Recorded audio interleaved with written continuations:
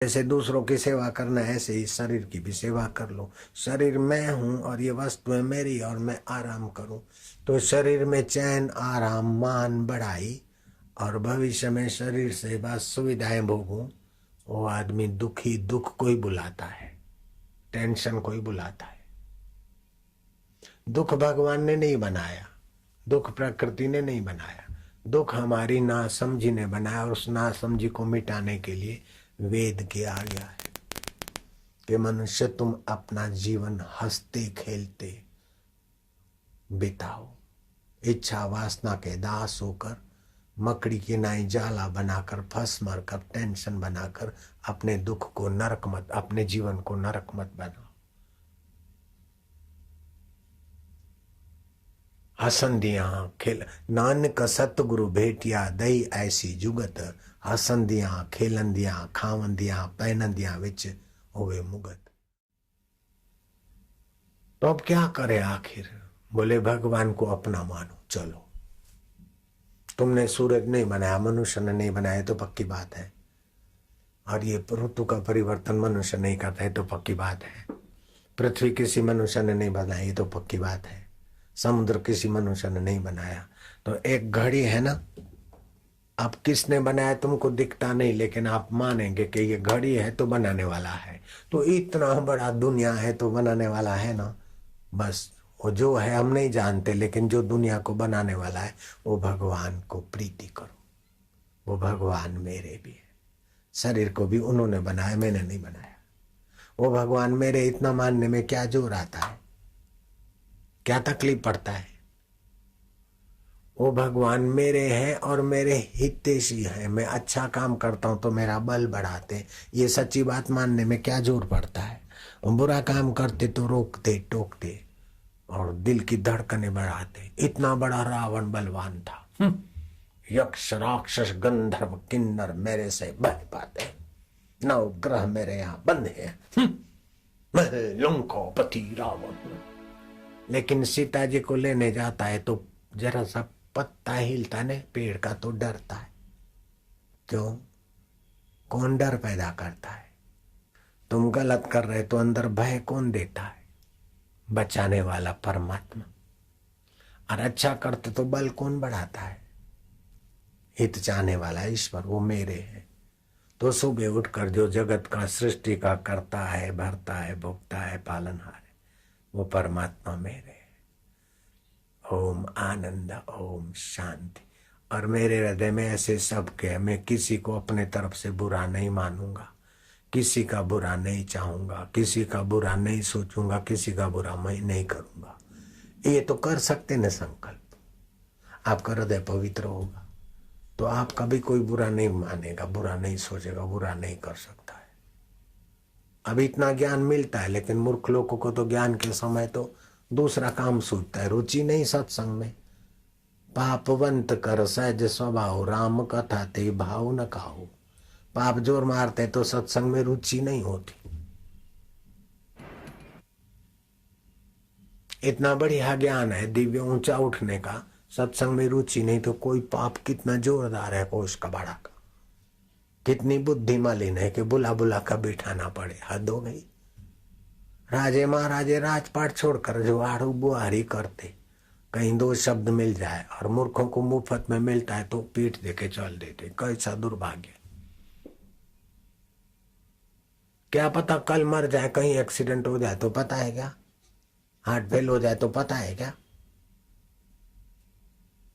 और संकल्प जो उठते हैं पहले होता है फुरना, स्फुरना उठता है। 9 प्रकार के वृत्तियों के मेल का नाम मन होता है। तो पहले स्फुरना होता है। अब उस स्फुरना को पकड़ो और ऐसा ही करना मांगता है तो संकल्प बनता है। अब ऐसे संकल्प बनते हैं, फिर आप संकल्प को पकड़ के, बुरे संकल्प को पकड़ के बुरा कर डालो तो मरो भविष्य में दुख के लिए। बुरा संकल्प हुआ और आप करो नहीं तो काल उस बुरे संकल्प को गला देगा। ऐसे ही अच्छा संकल्प उठाए तो अच्छा काम कर डालो, नहीं तो समय उसको भी ठंडा कर देगा, गला देगा। तो अच्छे संकल्प में देरी नहीं करो और बुरे संकल्प में जल्दी नहीं करो। तो दोनों हाथ में लड्डू है। ये सत्संग से मिलेगा, नहीं तो मर जाएगा घिस घिस के। तेरा बाप घिस रहा है, अब तू भी घिसने के रास्ते कब तक जाएगा? ये सब गोल तो घिसा देता है आंतों को, और तुम निगोरे की नाई जियोगे तो अपने को ही घिसा दोगे। काय को ऐसा करना? मनुष्य जन्म दुर्लभ, और उससे भी फिर भारत में, और उससे भी श्रद्धा है तो कितना भाग्य है। और श्रद्धा के साथ फिर संत का संग मिला है। जब इतना 70 डिग्री तक 60 डिग्री तक पानी गर्म है तो फिर काय को लापरवाही करना? थोड़ा 40 डिग्री और बढ़ जाए तो उखलेगा और बाष्पीभूत हो जाएगा। पानी की एक बूंद जब बाष्पीभूत होती है तो 1300 गुनी ताकत वाली हो जाती है, स्टीम बनती। तो मनुष्य जाति का बड़ा दुर्भाग्य, अपना लाखवां हिस्सा विकसित किया और बुद्धिमान होकर, बुद्धिजीवी होकर बुद्धि बेच बेच के मरने वाले शरीर को सुख सुविधा में खपा देते। अरे कई हिस्से विकसित करने की संभावना है बेटे, तो वह कैसे करे? बोले बुद्धिजीवी मत बनो। भगवान कहते भजताम प्रीति पूर्वकम ददामी बुद्धि योगम तम ये न माम उपयांति थे। जो मुझे प्रीति पूर्वक भजते हैं उनके बुद्धि में मैं अपना योग दे देता हूं। तो सृष्टि करता है ये तो बात मान लिया, भगवान है ये तो मानते हो, अल्लाह मान लो, चलो खुदा मान लो, गॉड मान लो, जो कोई नाम रख लो, मान लो कोई तो है ना जो सृष्टि का संचालक, उत्पत्ति स्थिति प्रलय का कारण है, कोई तो है, वो परम सत्ता कोई तो है, बस उसको मानो। ओम का 3 अर्थ होता है। ओम माना कोई परम सत्ता ईश्वर की है, वो हम उसके करीब हूं और हम उससे जुड़े और वो हमारा मंगल कर। ओम माना वो ईश्वर को मानना। वेद के पहले ओमकार, फिर त्रिपदा गायत्री और व्याख्या वेद और पुराण बने। बुद्धि मोटी होती गई तो व्याख्या की जरूरत पड़ी, नहीं तो ओम इति अलम। तो भगवान विस्तार से समझाने की कृपा करते। युक्त कर्म फल त्यक्त्वा शांतिम आपनोति नैष्टिकम अयुक्त काम कारेण फले सक्तो निबध्यते। जो कर्म को योग बनाते हैं, कर्म फल का त्याग करके भगवत प्राप्ति रूप शांति को प्राप्त हो जाते। परंतु सकाम व्यक्ति मनुष्य कामना के कारण फल में आसक्त होकर बंधन में पड़ते।